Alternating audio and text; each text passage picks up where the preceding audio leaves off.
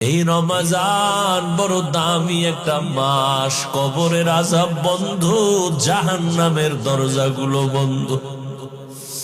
ওই কবরে কোনো আযাব নাই, রূহগুলো অপেক্ষায় আছে। সন্তান, আজকে তুই কোন ঘরে ঘুমাইতেছ? ওই ঘরের মালিক তো একদিন আমরা ছিলাম। আজকে তোরে বড় বানাইতে গিয়া আমি মা কত ঘুম নষ্ট করেছি।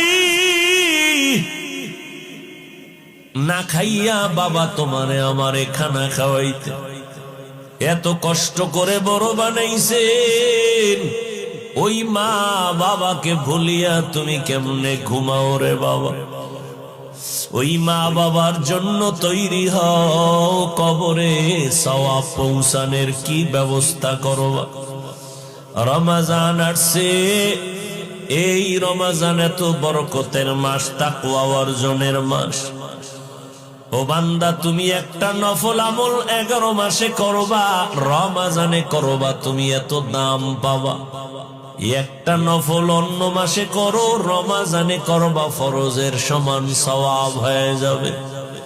অন্য মাসে একটা ফরজ আমল করবা, রমজানে করলে 70টা ফরজের সওয়াব জমা হয়ে যাবে। আমার মায়ার নবী দুর্বল, অন্য নবীর উম্মতের হায়াত অনেক বেশি, তারা বেশি নেক আমল করেছেন। আমার হায়াত কম, আমার উম্মতের হায়াত কম, এত নেক কোথায় পাবে? আল্লাহ বলেন, ও নবী জানেন না আমি আপনার কত বড় আশিক? সব নবী আমার বন্ধু, আপনিও আমার বন্ধু, তবে ব্যবধান হলো সব নবী রাসূল আমি আল্লাহর আশিক, আর আমি আল্লাহ নিজে হলাম আপনার আশিক।